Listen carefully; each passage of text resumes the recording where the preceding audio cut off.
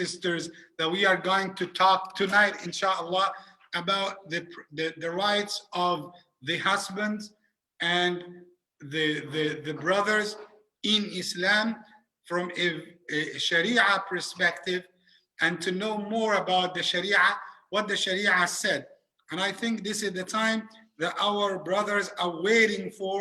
They wanted to hear something about their rights. No one speaks about the rights of men and rights of husbands in Islam. All people are talking about just women, just the wife, just, you know, the weak and poor and needy. And why we think that we are weak too. Do you agree? Yeah, we are so weak. That's why we need someone to talk about our rights. That's why I raised the flag and I had the encouragement, alhamdulillah, so I can do so. And inna lillahi wa inna ilayhi raji'un. So it's kind that you are putting yourself in risk, especially if your wife attending the lecture. It's not easy to talk about your rights in her presence. May Allah protect all of us. Say Ameen. So I came here and I had a little bit of precautions. So do not expect that I will give you all your rights tonight. Maybe I will hide something because of my safety. May Allah protect all of us.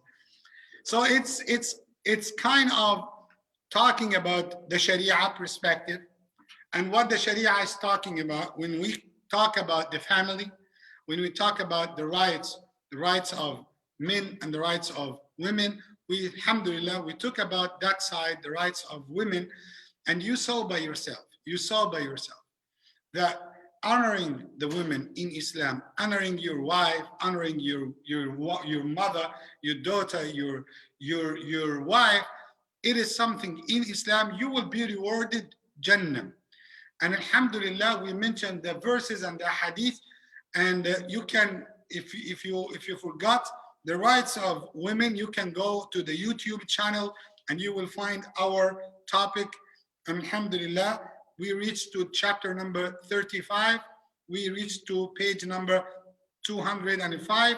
We are talking about the rights of men and the rights of husbands in Islam. But let me just give you introduction. What's the main intention from marriage? Why are you marrying? This question that I'm asking mostly to everyone is doing nikah, especially the young generation. Why are you marrying? Why are you having this solid and sacred contract, which is the Islamic marriage, with this woman or with this girl? Why are you marrying? It's just because of fun, or you have the emotions towards her? And is it just because of the desires and the lusters and whims and you wanted to spend good time? If that is the intention, let me tell you the bad news. After a short time, you are going to be divorced. And we will hear about your case in the courts. So let me just give you in advance what will happen. But if you have a noble cause, if you have a good intention from that marriage, if you will consider that marriage the source of happiness and peace in your life, good news, that will remain. That will remain, inshallah, till you, both of you die. But when you get to that point and the Islamic intention from marriage that I wanted to establish a new Muslim house, so I will have a new Muslim family. Allah will grant me children. I will raise them up to serve my religion. I will raise them up to be good Muslims in my community, and they will raise the flag of my deen. They will work for my deen, and they will serve Allah subhanahu wa ta'ala. And I have the good intention that I will contribute in my ummah with my children, with my wife, and all of us, we will do our best to be the best Muslims ever. Imagine if this is the intention for every Muslim is going to marry. Our houses will be different. Just the good intention. If you started your life by this intention, it will be different. It will be different. That's why it's a big difference. It's a big difference. Let me just give you an example. Someone traveled to, let me choose, to Texas, okay? Someone went to Texas, and the first thing that he started to look for when he went to Texas, he typed on Google, where is the restaurant? So what's his intention? Food. Okay, the first thing that he typed on Google, where is the bars? Where can I find, casinos and nightclubs?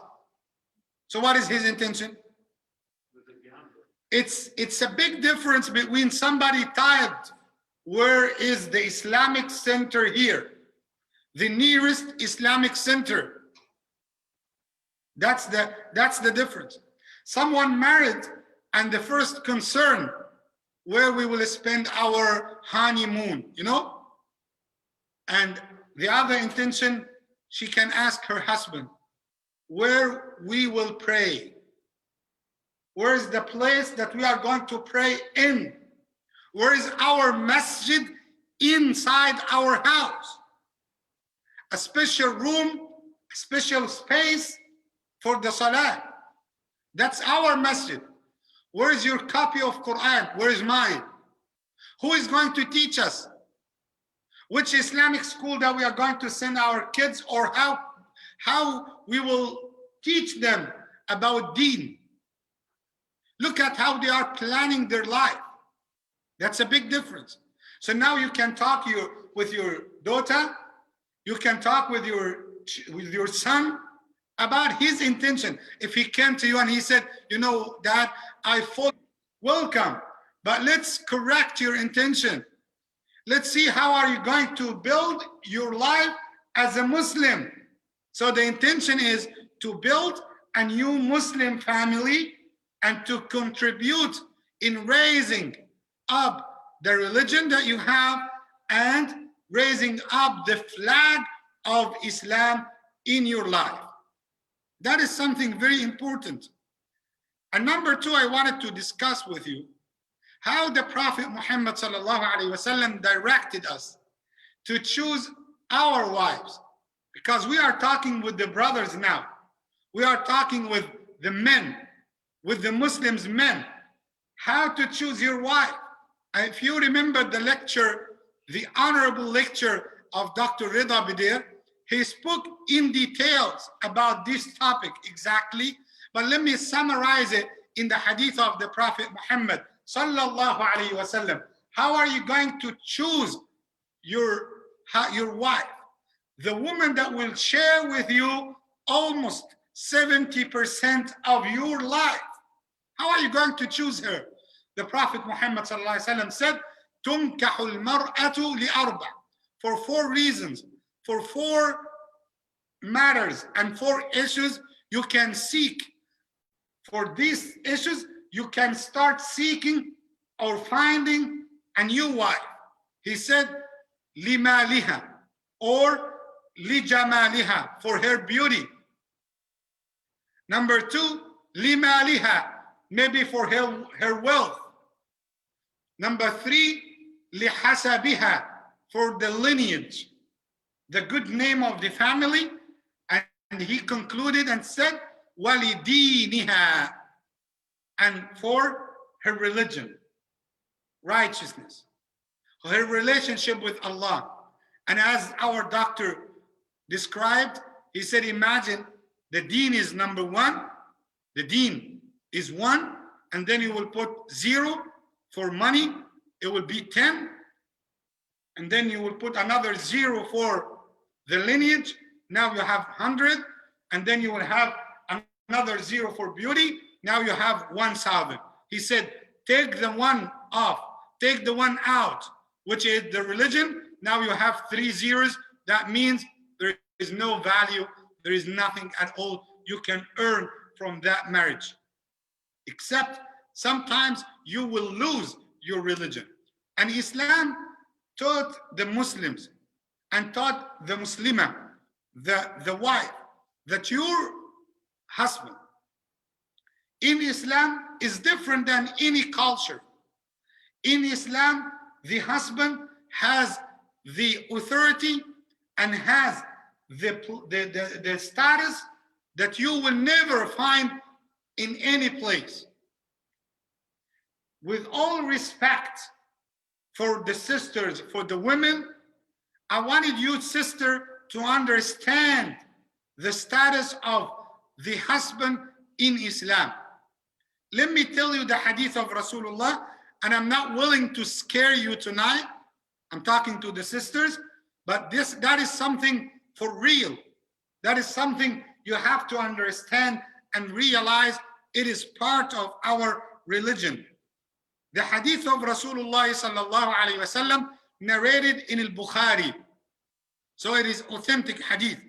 When he said sallallahu alaihi wasallam, when a man calls his wife to his bed, so he wanted his wife in the intimate relationship, and if she does not respond to him, if she did not answer him out of